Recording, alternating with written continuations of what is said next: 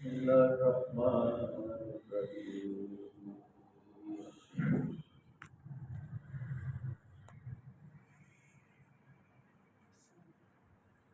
بل اتبع الذين ظلموا أهواءهم بغير علم فمن يهدي من أضل الله وما لهم من الناصرين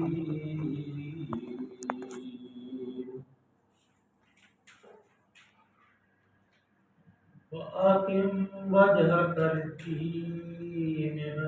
حنيفا فطرة الله التي فطر الناس عليها لا تبديل لخلق الله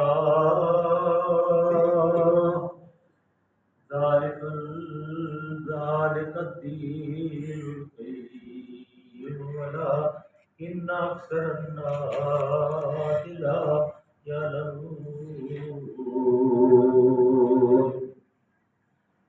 منيبين إليه واتقوه وأقيموا الصلاة ولا تكونوا من المشركين من الذين فرقوا دينهم وكانوا شيعا كل حزب بما لديهم فرحون وإذا مس الناس ضر دعا ربهم منيبين عليه ثم إذا أذاقهم منه رحمة إذا فريق منهم بربهم يشركون ليكفروا بما آتيناهم فتمتعوا فترقوا وسوف تعلمون صدق الله العظيم العظيم وصدق رسوله النبي الكريم ونحن على من الشاهدين والشاكرين والحمد لله رب العالمين. کل جو ہم نے سبق پڑھا اس میں اللہ کی ذات کریم نے ایک بڑی خوبصورت مثال ان لوگوں کے لیے جو تھوڑا سا شوق اور فکر رکھتے ہیں اور بچنا چاہتے ہیں اللہ کے عذاب سے اور اپنانا چاہتے ہیں اللہ کی توحید کو. پہلے تو اللہ نے مختلف طریقوں سے سمجھایا اور وہ مکس آخرت اور توحید دونوں برابر برابر سمجھانے کی کوشش کی. اور یہ مثال جو ضرب لکم مثلا من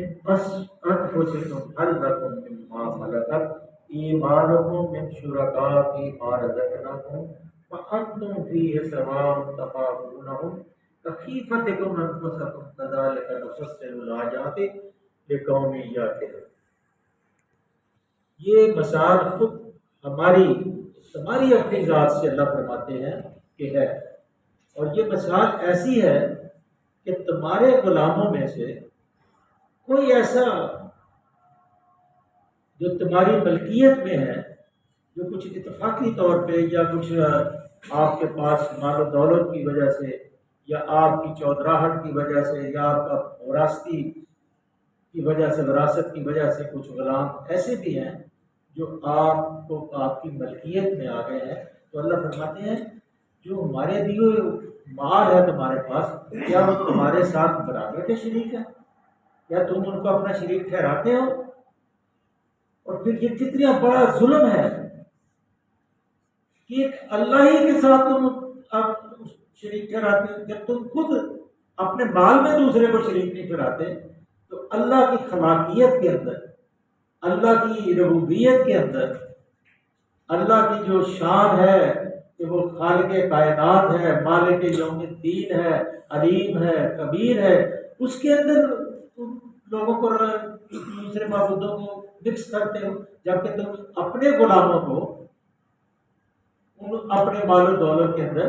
شریک نہیں کر سکتے، بلکہ تم ان سے ڈرتے ہو جس طرح آپس میں افسروں سے ڈرتے ہیں کہ کہیں ایسا نہ ہو کہ یہ ہماری مال و دولت لینے کے بعد ہے. تو یہ اللہ تعالیٰ کی ذات کریم نے ایک ایسا مشرکین کے لیے یہ ایسا نسخہ فرمایا کہ زمین و آسمان اور اس کی سب چیزوں کا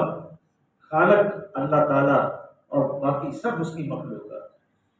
نہ کوئی خدائی صفات اور اختیارات میں اس کا کوئی شریک ہے، نہ دعائیں مانگتے ہوئے اس کے ساتھ کسی کو شریک کرنا چاہیے۔ دعا جو ہے وہ ایک ایسا مسلمانوں کا ایک ایسا ہتھیار ہے کہ ایسا ایک دھار ہے اور ایسا ایک حوصلہ ہے کہ جب انسان دعا مانگتا ہے تو اس کو یہ خبر ہوتی ہے کہ میری کوئی دعا کو سننے والا ہے، میرا کوئی آسرا ہے، کوئی میری حفاظت کرنے والا ہے۔ تو اللہ فرماتے ہیں کہ جب دعاؤں کا بھی معاملہ آتا ہے تو پھر تم دوسروں کو اس کے اندر شریک ٹھہراتے ہیں، جیسے کہ مشرکین مکہ جو ہے وہ تلبیہ پڑھتے تھے، جب حج کرتے تھے طواف کرتے تھے تو کہتے تھے لبیک اللہم لبیک لا شریک لک، لیکن شریک وہ تیرے شریک ہیں جو جن کا تو مالک ہے، جن کو تو نے صفات، جن کو دولت دی، مال دیا یا عظمت دی ہے، وہ تیرے شریک ہے، تو ان کا مالک ہے، وہ تیرے شریک ہے۔ یعنی کہ وہ معبود جو عزا ہیں، لات ہیں، منات ہیں اور حبل ہیں، یہ سارے جو ہے تو نے ان کو برگزیدہ کیا ہے۔ تو یہ ایک شرک کی ایسی مثال تھی، لیکن تربیت تو سیدھا ہے لبیک لبیک اللہم لبیک لا شریک لک لبیک ان الحمد والنعمت لک والملک لا شریک لک لبیک، کہ یہ جو حمد ہے ساری اللہ، لا شریک لک لبیک، تیرا کوئی شریک نہیں، میں حاضر ہوں، میں حق ہوں، یہ تیرا کوئی شریک نہیں، تیری تعریف ہے، تجھی سب چیزوں، تیری سلطنت، حکومت سب تیری ملکیت ہے اللہ، ہم تیرے سارے بندے۔ اور جب یہ نغمہ عرفات میں گونجتا ہے نا، یا مینا میں گونجتا ہے یا مزدلفہ میں گونجتا ہے تو عجیب سما ہوتا ہے، اور پھر شیطان اس دن سر کے اوپر خاک ڈال کے اپنے مارتا ہے کہ آج بھی وہ بندے موجود ہیں جو اللہ کی توحید کی نغمے گاتے ہیں، لبیک لبیک اللہم لبیک۔ اور ہو سکتا ہے، پتہ نہیں، ایک گمان سا ہے، میرا اپنا ذاتی گمان ہے، میں دوسروں کے بارے میں، ہو سکتا ہے کہ کسی کی توحید ایسی اللہ کو پسند آئے جس کی وجہ سے ابھی تک یہ دنیا جو ہے وہ قائم ہے، ورنہ ہمارے اندر کوئی ایسی خوبی باقی نہیں رہ گئی کہ دنیا جو ہے تباہی نہ ہو جائے۔ بارشیں بالکل رک گئی ہیں، آسمان کی جتنی آفات ہے وہ تیار کھڑی ہے، لیکن ہم ہیں کہ ہم سمجھتے نہیں کہ کب اللہ نے کہہ دیا کن کن سب کچھ مل جائے گا، وہ سب کچھ ختم ہو جائے گا، توبہ کی توفیق بھی نہیں ملتی۔ اور یہ اس وقت یہ کیفیت ہماری یہ ہے کہ مسلمانوں کے ملکوں کے اندر ایون مسجد نبوی جس کے اندر اللہ کے رسول صلی اللہ علیہ وسلم اور اللہ نے فرمایا سورہ توبہ کے اندر کہ جب وہ سورہ توبہ نازل ہوئی اس کے دن اللہ نے فرمایا کہ آج کے بعد کوئی مشرک حدود مکہ اور حدود مدینہ میں داخل نہیں ہو سکتا۔ لیکن آج ستم یہ ہے، آج ظلم یہ ہے، آج اللہ کے قہر کو یہ واضح دی جا رہی ہے کہ مجھے ایک آدمی بتا رہا تھا، بلکہ دکھا رہا تھا کہ اس کے اوپر مجھے وہ جو یہ ٹیلی فون ہے کہ کوئی انڈیا کا وفد گیا، پورے مدینے کی اس کو، احد کی، قبلتین کی، مسجد قباء کی، مسجد نبوی کی ان کو زیارت کرائی گئی۔ یہ بس ایک لمحہ ہے باقی، اور کسی وقت بھی وہ لمحہ آ سکتا ہے۔ میرے عزیزوں، گھبرا جائیں اللہ کے خوف سے، ڈر جائیں اللہ کے خوف سے، کانپیں اللہ کے خوف سے، روئیں اللہ کے خوف سے کہ یا اللہ ہمیں اس عذاب سے بچانا جو قیامت کے دن تو نے غیر مسلموں کے لیے رکھا۔ ایسا عذاب ہوگا کہ آپ سوچ نہیں سکتے، نہ میں سوچ سکتا ہوں۔ وما ادراک ما ہی نار حامیہ، اس کے تو پتھر ایندھن ہوں گا۔ میرے دوستو، ہمارے تو ذرا سی یہ آگ لگ جائے نا، ذرا سی آگ تو 3 مہینے 4 مہینے پڑ جائیں گے، اور وہ آگ کہ جو صرف حضرت ابو طالب جو تھے جن کو ہلکا عذاب اللہ نے دینا ہے، اور اس انگلی کو جو حضرت عبد المطلب نے جب وہ آئی تھی لونڈی کہ اس نے جب دی تھی بشارت خوشخبری کہ آپ کے گھر میں پوتا ہوا ہے، تو اپنی اس انگلی سے انہوں نے کہا تھا کہ جا تجھے میں نے آزاد کی۔ اور جب تک وہ بھی زندہ رہے آپ کے ماتھے کو، پیشانی کو چومتے تھے، اور وہ دعوت بھی آپ کو پتہ ہے جب انہوں نے کی تھی دعوت، عقیقہ کیا تھا آپ کا، اور اپنی گود میں آپ کو اٹھایا ہوا تھا، اور ہر آدمی کو دکھاتے کہ قریش مکہ کے سارے سردار جمع تھے اور چاند چمک رہا تھا، کہتے ذرا چاند کو بھی دیکھو اور میرے پوتے کو بھی، میرے بیٹے کو بھی دیکھو، چاند اس جو چاند ہے اس کی چاندنی مدھم ہے اور میرے پوتے کی پیشانی اس سے زیادہ چمک رہی ہے۔ وہی پوتا جب بارش نہیں ہوتی تھی تو مکے کے سردار آئے سارے اکٹھے ہو کے، تاریخ کے اندر سیرت مصطفیٰ میں پڑھے، رحیق المختوم میں پڑھے، اور آپ محسن انسانیت میں پڑھے، سیرت سرور دو عالم میں پڑھے، سب میں متفقہ یہ لکھا ہوا ہے اور ساری حدیثوں کی کتابوں میں یہ موجود ہے کہ آپ صلی اللہ علیہ وسلم ابھی بچے تھے تو دعوت اڑ رہی تھی، بارش ہو نہیں رہی تھی، پریشان تھے سارے قریش مکہ، اور آپ کو پھر لوگوں نے کہا کہ ذرا عبد المطلب اپنے پوتے کو ذرا آسمان کی طرف دکھاؤ۔ تو جب وہ دیوار کے ساتھ، بیت اللہ کی دیوار کی ٹیک کے ساتھ آپ صلی اللہ علیہ وسلم کو کھڑا کیا گیا اور آپ کی انگلی کو اوپر اٹھایا گیا تو کہیں نام و نشان نہیں تھا بادل کا، گنگور گٹائیں آئیں اور برسنا شروع ہو۔ یہ میرے اللہ کا، یہ رسول صلی اللہ علیہ وسلم کا یہ فرمان ہے کہ یہ شرک جو ہے، جو کچھ اس کی ملکیت ہے اس کا بھی اللہ کہتے تھے تو ہی مالک ہے، لیکن وہ ہمارے ذرا آسرا ہے کیونکہ تو بہت بڑا ہے، تیرے پاس ہماری عرضی نہیں پہنچ سکتی، اس لیے ہم دیتے ہیں کہ معین الدین چشتی کو یہ ہماری عرضی وہاں پہنچا دیں۔ میرے عزیزوں، یہ جو اولیاء کرام تھے انہوں نے دین کی اصلاح کی، دین کو پھیلانے کے لیے اپنے ڈیرے جمائے، اپنے مدرسے بنائے اور لوگوں کو تعلیم و تربیت دی، لیکن ہم نے ان کو اعلیٰ بنا دیا، ان کو ہم نے اپنے واسطے بنا لیے۔ حالانکہ اللہ فرماتے ہیں اِذ یتلقیان متلقیان عن الیمین وعن الشمال، کئی دو حاضر باز یہ فرشتے، اور اس کے بعد نحن اقرب الیہ من حبل الورید، اس کے بعد میں تمہاری رگے جاں سے قریب۔ جو آواز نکلتی ہے، جو مجھے پکارتا ہے، اذا دعا، میں اس کی دعا کو سنتا ہوں، اس کی پکار کو سنتا ہوں۔ اس لیے اللہ سے ہمیں ڈرنا چاہیے اور اس کا کوئی شریک نہیں ٹھہرانا چاہیے۔ اور یہ جو اہم کانہ باتیں ہم سوچتے ہیں کہ فلاں کی توسط سے، فلاں کی وساطت سے، فلاں کے صدقے سے، جیسے ہمیں بخش دے، تو اللہ تعالیٰ کو صدقے قبول کرتا ہے، اللہ معاف کرے، توبہ استغفر اللہ۔ اللہ تو کہتا ہے میں غفور ہوں۔ جیسے آپ کھڑے تھے نا جی عرفات کے اندر تو کہہ رہے تھے اللہ کے نبی صلی اللہ علیہ وسلم، اللہم تسمع کلامی، یا اللہ تو میری کلام کو سن رہا ہے، وترا مکانی، تو میرے مقام کو بھی دیکھ رہا ہے، اللہ میں مسیح ہوں، میں باعث ہوں، فقیر ہوں، میں مجبور ہوں، مقہور ہوں، مستجیر ہوں، میں تیری حفاظت چاہتا ہوں، تیرے آگے ہاتھ باندھتا ہوں، تو میری اس امت کو معاف فرما۔ اور یہ ہماری کیفیت کیا ہے؟ ہم تو بالکل بے بہرا ہیں، ہم ذرا ذرا قدم قدم پہ اللہ کو ناراض کرتے ہیں، اور سب سے بڑا اللہ ناراض اس سے ہوتا ہے جب آپ اس کے ساتھ اس شریک ٹھہراتے ہیں۔ اللہ فرماتے ہیں فَمَن يَهْدِي مَنْ أَضَلَّ اللَّهُ، اللہ فرماتے بَلِ اتَّبَعَ الَّذِينَ ظَلَمُوا أَهْوَاءَهُمْ بِغَيْرِ عِلْمٍ فَمَن يَهْدِي مَنْ أَضَلَّ اللَّهُ وَمَا لَهُم مِّنَ النَّاصِرِينَ۔ مگر یہ ظالم بے سمجھے بوجھے اپنے تخیلات کے پیچھے پڑے رہتے، تخیلاتی طور پہ چھوٹی چھوٹی، ایسے ہمارا علم اس قابل نہیں، نہ ہمارے پاس علم ہے، نہ ہمیں کوئی ناز کرنا چاہیے، بلکہ یہ اللہ کی مہربانی ہے کہ زبان کو بولنے کی توفیق اس نے دے دی، اور ہمیں تو اس کا احسان، یہ زبان اگر نہ دیتا تو ہم بولتے کیسے؟ ہمارے پاس کیفیت تھی، اس لیے یہ جو بولنے کی کیفیت ہے اس پہ بھی ہم اس کا شکر بجا لاتے ہیں کہ اللہ تو نے ہمیں بولنے کی کیفیت دی۔ اور اسی لیے تو اللہ نے فرمایا الرحمن علم القرآن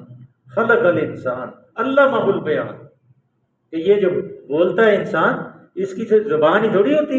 اس کے پھیپھڑے پھونک بھرتے ہیں، اس کا دماغ سوچتا ہے، پھر یہ سارے دماغ فیصلے کرتا ہے، اور اسی وقت ایک لمحے میں اونچی بولنا ہے، غصے سے بولنا ہے، خوشی سے بولنا ہے، پیار سے بولنا ہے، اسی وقت اس کی زبان سے وہی انداز کلام جو ہے باہر نکلتا ہے۔ یہ اس کا علامہ البیان، اس نے یہ بیان سے کرنا ہے۔ اس لیے ہم ہیں کیا، ہماری کیفیت کیا، کچھ نہیں ہے۔ تو اللہ فرماتے ہیں وہ اللہ اس شخص کو کون راستہ دکھا سکتا ہے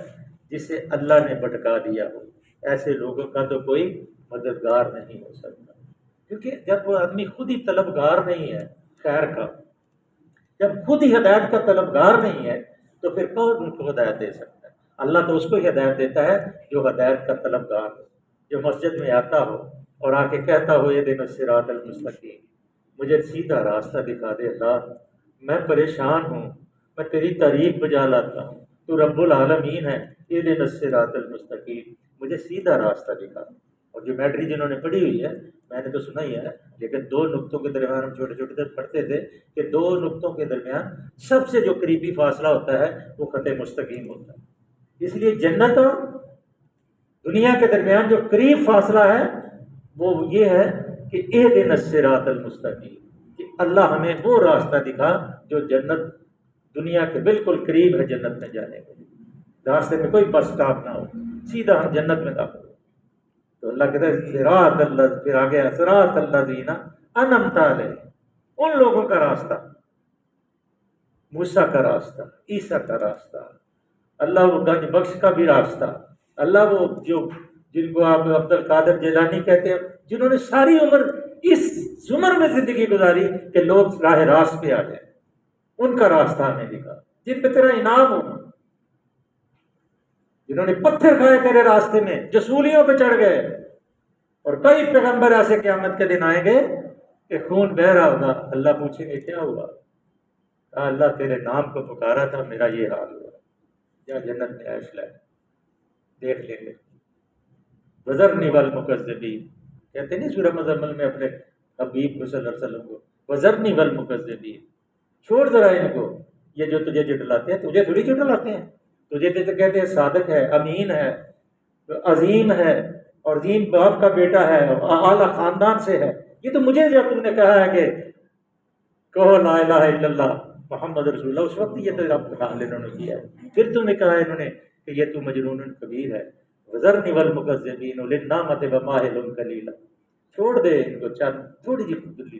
ان لدینا نکالا وجحیما وطعاما ذا غصۃ وعذابا الیما، اب کھانے کو بھوسا، پینے کو گرم پانی، اور جگڑ کے سنگلوں کے اندر ان کو جہنم میں ڈالیں گے، آپ چھوڑیں ان کو، ان کی فکر نہ کریں۔ تو اللہ فرماتے ہیں جو شخص سیدھی سیدھی عقل کی بات نہ خود سوچے نہ کسی کے سمجھانے سے سمجھے، تو پھر اس کی عقل پر اللہ اس کو بھٹکائے گا نہیں، پردہ نہیں ڈالے گا تو کیا ہوگا؟ اللہ نے تو یہ پوری، ہم نے سورت پڑھی ہے نا، سورہ روم جب سے شروع ہوئے بار بار اللہ نے تمثیلیں دی ہیں، مثالیں دی ہیں کہ باز آ باز آ، لیکن جو طلب صادق کے مطابق اس کے لیے زیادہ سے زیادہ ہدایت پیدا فرما دیتا ہے اللہ، جو طلب صادق اس کی سچی اس کی طلب ہوتی ہے تو اس کے لیے اللہ اس کی طلب کے مطابق اس کا راستہ بھی بتا دیتا ہے۔ لیکن جو عدل اللہ وما لہم، پھر اس کے لیے اللہ وما لہم من الناصرین، پھر اس کا کوئی مددگار نہیں ہے، جو خود گمراہ ہو جاتا ہے پھر اللہ کہتے ہیں جس کو اللہ پھر گمراہ کر دے پھر اس کا کوئی مددگار نہیں۔ فاقم، ٹائم مجھے بتا دینا، یہ ذرا لمبی آیت ہے، ایک منٹ ہے۔ فاقم وجہ کا للدین حنیفا، پس سے نبی صلی اللہ علیہ وسلم، پس اے نبی صلی اللہ علیہ وسلم، اے نبی کے پیرو، یکسو ہو کر کیا کرو کہ اس دین متین کی اپنی یکسو ہو جاؤ اور اس دین متین کے راستے کو اپناؤ۔ باقی للدین حنیفہ فطرت اللہ التی فطر الناس علیہا، یہ اللہ کی فطرت کے عین مطابق اللہ نے یہ دین بنایا۔ عبادت کتنی آسان ہے، اور کتنے دیکھیں نا، یہاں آتے ہیں آپ وضو کر کے بیٹھے ماشاءاللہ سارے، اور برائی کا ہم سوچ بھی نہیں سکتے، اور اس کیفیت میں ہے کہ ہمیں اللہ کا خوف بھی تھوڑا تھوڑا یقیناً ہے، ہمارے دل کے اندر جنت اور دوزخ کا تصور بھی ہے، ہمارے دماغ کے اندر یہ بھی ہے کہ ہمیں حساب دینا، اور یہ جو کیفیت ہے نا انسان کی، یہ اللہ کے نزدیک بہترین کیفیت ہے کہ جب اللہ کے رسول صلی اللہ علیہ وسلم نے فرمایا کہ جب تمہیں نیکی کر کے خوشی ہو اور بدی کر کے افسوس ہو تو سمجھ لیں کہ آپ کی ایمان کی بہترین کیفیت۔ اس لیے اللہ سے دعا ہے کہ یہ باقی ذرا لمبی آیت ہے، کل اس کی انشاءاللہ تشریح کریں گے، اور یہ بڑی اہم آیت ہے، اور اس کے اوپر کل انشاءاللہ جو تشریح تفسیر ہے اس کی کریں گے۔ اللہ سے دعا ہے کہ اللہ کی ذات کریم ہمیں حوصلہ بھی دے، بردباری بھی دے، علم بھی دے اور فائدے والا علم بھی دے، ہر قسم کی بیماری سے ہمیں نجات دے، اور ہمارے اس ملک کی سلامتی کے لیے یا خصوصی دعا کریں کہ اللہ ہمیں حفاظت میں فرما اور اس کو آزاد رکھ، اللہ کسی کا غلام نہ بنا۔ آمین۔ اللہم صلی وسلم علی عبدک و رسولک و حبیبک سیدنا محمد النبی الامی وعلی آلہ وصحبہ وبارک وسلم علیہ۔ آمین۔ اللہ بہت ہی غلطیاں کی ہیں، اللہ اتنی غلطیاں کی ہیں کہ یا اللہ پورے 75 سال میں ہم نے یا اللہ اس کو ٹکڑے ٹکڑے کر دیا، اس کا ذرہ ذرہ اللہ ہمیں بد دعائیں دیتا ہے، اللہ ہمیں معاف فرما دے۔ آمین۔ اللہ جس مقصد کے لیے اس کو حاصل کیا تھا، اللہ کوئی اپنا بندہ بھیج دے جو اس دین کو اس ملک میں نافذ فرما دے۔ آمین۔ اللہ عدالت ہو، فوج ہو، پولیس ہو، جتنے محکمے اللہ سب تیرے خوف سے کامتے ہوں، اللہ بے ایمانی کے عنصر سے، اللہ بددیانتی سے، خیانت سے اللہ ہمیں محفوظ فرما۔ آمین۔ اللہ ہمارے بھائیوں، اللہ غزہ کے مسلمانوں پہ رحم فرما۔ آمین۔ یقیناً یا اللہ ہم نے آپ کو ناراض کر دیا، آمین۔ اللہ ہمیں معافی عطا فرما، آمین۔ حلال میں وسعت دے دے، حرام سے بچنے کی توفیق عطا، بیماروں کو شفا عطا فرما۔ اللہ جتنے ساتھی یا اللہ یہاں بیٹھتے ہیں تیرے قرآن سے محبت کرتے ہیں، اللہ آپ بھی ان سے محبت کریں، یا اللہ ان کی جائز حاجات کو پورا فرما، اللہ ان کے آنے والے مصائب اور مشکلات سے اللہ ان کو محفوظ فرما، آمین۔ بیماروں کو شفا عطا فرما دے، اللہ فوت شدگان کو معاف فرما دے، تنگ دستوں کو غنی بنا دے، اللہ جو فوت ہو گئے ان کو معاف فرما دے، اللہ جن کی اولاد نہیں ان کو نیک صالح اولاد عطا فرما دے، اللہ جن کی اولاد ہے اللہ ان کو ان کی آنکھوں کی ٹھنڈک بنا، آمین۔ صلی اللہ تعالیٰ علیہ محمد و علیہ وسلم۔